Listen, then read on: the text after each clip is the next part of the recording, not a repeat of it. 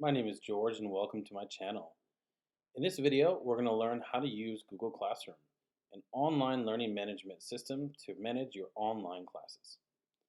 Once you make your Gmail account, you can access Google Classroom two different ways. You can click classroom.google.com or you can click the 9 dots on the right and find the Google Classroom icon. Once you join, click continue here and you'll be presented with a blank screen. If you already have a Google account and you click the 9 dots on the right, I like to call this the waffle. So if you click the waffle on the right, you'll see Google Classroom listed here at the bottom. You can move this and adjust it accordingly to all the apps in Google. I'm going to go ahead and put this at the top since we'll be using it a lot in the future.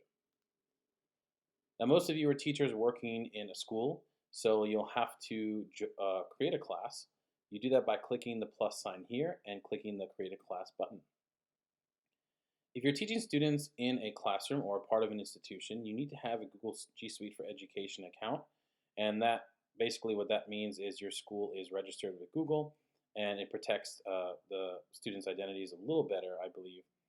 But since we're just using this for demonstration online, I'm going to go ahead and click check and continue.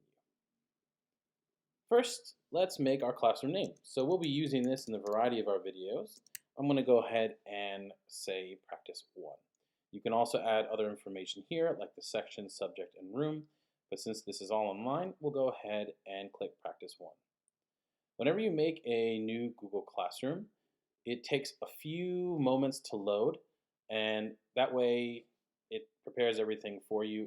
It's the same thing. It's the same way when you copy a class as well. So first, let's familiarize ourselves with Google Classroom. On the left side, we'll see 3 bars. I like to call this the hamburger. You click this and you'll see a few options. First, you'll see your calendar. Every time you make a new Google Classroom, Google will make a new calendar for you. So each classroom will have their own calendar, and this is an easy way to track assignments that you've created. We'll also see a review feature. This is incredibly useful in the future. We'll practice this. It's a good way to track the work the students have submitted, the work that you've graded, and it keeps you up to date on your tasks. We only have one class here, so this is our class in our list, and we'll go over some of these advanced features later on in our series here. The first thing you'll see are 4 different columns. You have Stream, Classwork, People, and Grades. Stream is kind of like an online board where you can post announcements for the whole entire class to see. Classwork is where you post materials and assignments and also questions. People are those you can see in the class, whether it's a teacher or students. And Grades is a relatively new feature last year that is really important for helping you keep track of the students' progress in form of their grades. So you can add students to class now, or you can add them to the class later. Now there's 2 ways to do this. You can click the class code here and you click the display square and you'll see the class code here. You can give this to the students via email, or you can show them on the full screen mode here if you're in class, or you can simply copy the invite link and copy it into an email to send to your student or students, and they can join automatically. I recommend copying the link, especially for students that have never used Google Classroom before. All right, let's take a look and practice. First, let's take a look at our classwork. So obviously, when you're in your class, the first thing you probably want to do is post your syllabus. So let's go ahead and do that. So every class, automatically Google Classroom creates a class drive folder, and you can view this in your Google Drive at any time. And the left side here, you'll see a plus sign that says create. There are a few options here for things you can create. You can create an assignment, which we will do later in this video. You can create a quiz assignment, which is attached to Google Forms, which is an online form collecting system that Google has, where you can make a self-grading quiz or other things like that. You can ask a question to the class and have students participate and ask each other or just simply answer you directly. And you can create material. Another one that I really like is reuse a post. This is really important if you want to just reuse something you've made before. It saves you time. So let's go ahead and make our syllabus. We'll click material here. And you'll see a few options. First, we have our title. So We're going to title syllabus. And you can add a topic here. I recommend adding topics to organize your work accordingly. So I'm going to organize this in the topic of class material. Now, you don't need to click enter. All you need to do is click away from it and it'll automatically save. This is a common feature in a lot of G Suite for education apps. You just click away and it'll automatically save. Now, you can upload your syllabus a few different ways. You can click add and you can upload a syllabus that's directly from your Google Drive, or you can add a link if it's a syllabus that you created on a different platform, or you can add a file directly from your computer, or you can make a video on YouTube. But since we don't have anything created and we're practicing this class as though you just created your Google account, we're going to go ahead and create a syllabus. We can use Google Documents, which is Google's version of Word or other Word type platforms. And if you click Docs, it'll automatically attach a document to your material that you'll be posting. So if you click Docs, it'll open up Google Documents where you can write your syllabus. Obviously, we're not going to write our entire syllabus. I'm just going to put a title here first. This is a good habit to get into, to just put your titles first. And I'll just type over here syllabus. And as soon as you're done typing, it'll automatically save to Google Drive. You can X this out and it'll automatically save. And your untitled document will be here. And to check, you can click it again and it'll say syllabus. So it changed to syllabus. So that will change once it's posted.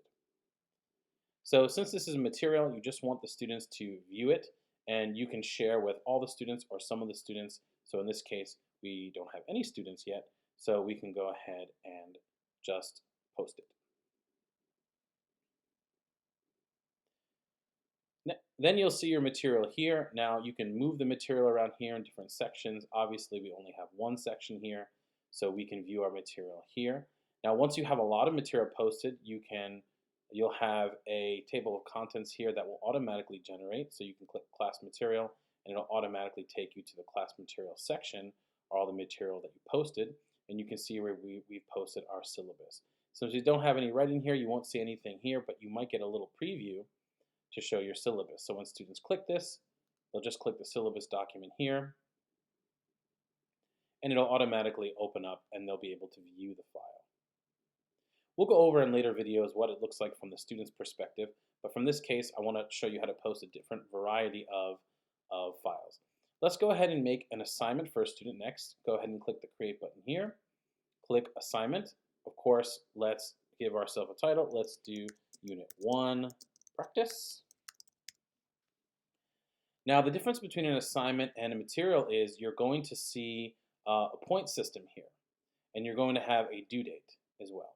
You also have, in the regular form of Google, you'll have a rubric, but if you have the enterprise version at your school, you're going to see another option down here that says Google Originality Reports, and we'll talk more about that later. As always, you can always drag and drop in Google. This is an awesome feature that Google has, where you can drag and drop files directly from your computer as well. So when you click points, you can create an ungraded assignment as well. Ungraded is really useful if you just want to do what's called a batch check, where you just want to show if students completed it or not, kind of a true or false, a yes or no situation. But if they actually have points, you can go ahead and give them points. So I'm just going to make this 1 point. And you can put some instructions here. Please complete this work, or any specific guidelines that you'd like to give. You can create a due date here. I can go ahead and make it due tomorrow, which is Christmas Eve. And you can make it due at a specific time as well. Now, once you make your title and your instructions here, you can again create an assignment. So you can create an assignment in any sort of Google platform, in Sheets, in Drawings. Sheets is basically like Excel, Slides is like PowerPoint. You can also add one directly from your Google Drive. So I'm just going to go ahead and make a blank one here, just like we did with our syllabus, and I'm going to write a dummy question for everybody in class to see. So let's title this the same as the section here. So Unit 1 Practice.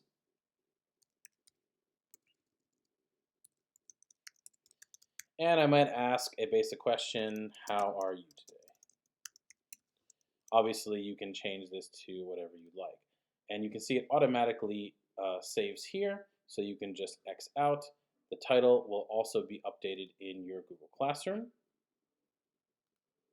And in assignments, you have a few options that come down here. And this is really important. The first option is you can choose the students to only view the file. This is if you want to give a supporting document, for example, an example document that the students needs to read to reference their assignment, or you can have the students edit the file. This gives students permission to edit the file. That's if you want the students to work on it together.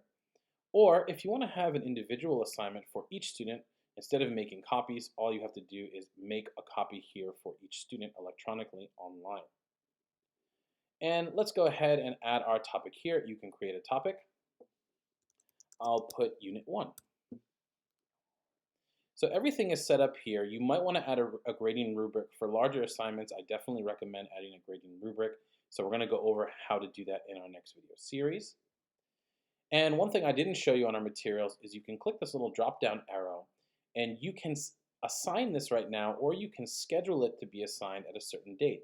This is incredibly useful if you want to get all your material created before class or before the semester or the term starts, and you can just schedule out accordingly. So you don't need to continue to come back to this classroom.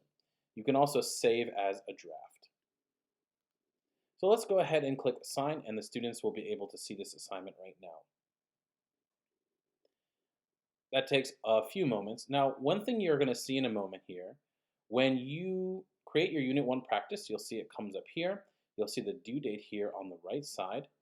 And when you click it, one thing that you'll see that's different between the syllabus here is the syllabus, since it's material, won't have anything, but the assignment will have two features here. It says turned in or assigned. So turned in are the students that completed their work by submitting the turn in button, or assigned students that have not yet completed their work. And we're going to come back in our second video and talk about how you can grade that and how you can view the student's material. But in this video, we'll just go over the basics.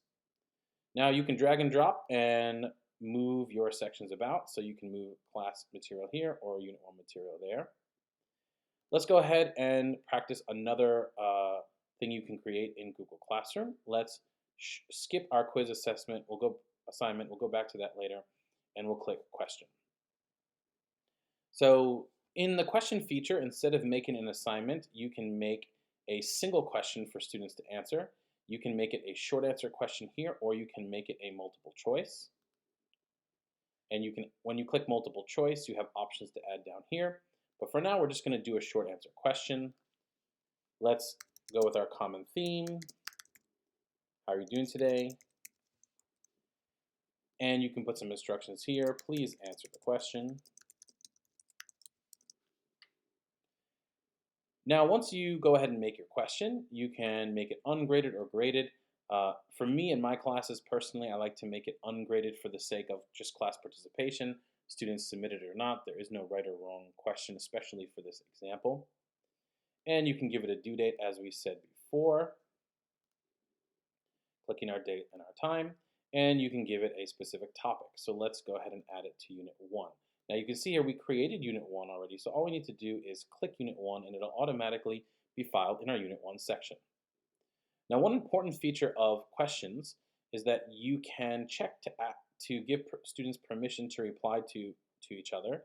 This is good if you want to incorporate a sort of class participation, group class participation, but if you have a rowdy class or if you have students that you might not trust, you can unclick that. Another option is students can edit each answer.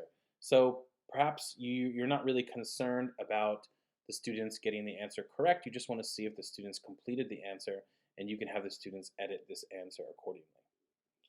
For now, we'll just go ahead and unclick both. We'll make it ungraded, and we can also add our files or create a file to correspond with this. But for now, I'm just going to ask one question, and we'll click Ask.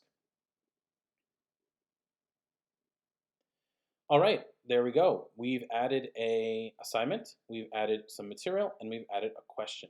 These are the basic features to Google Classroom. In our next video, we're going to go over how to grade these. Thank you so much for watching this video, and if you're interested in watching more videos, please click subscribe and the like button, and we'll take you down the path of Google G Suite for Education. Have a wonderful day, and see you in our next video. Bye.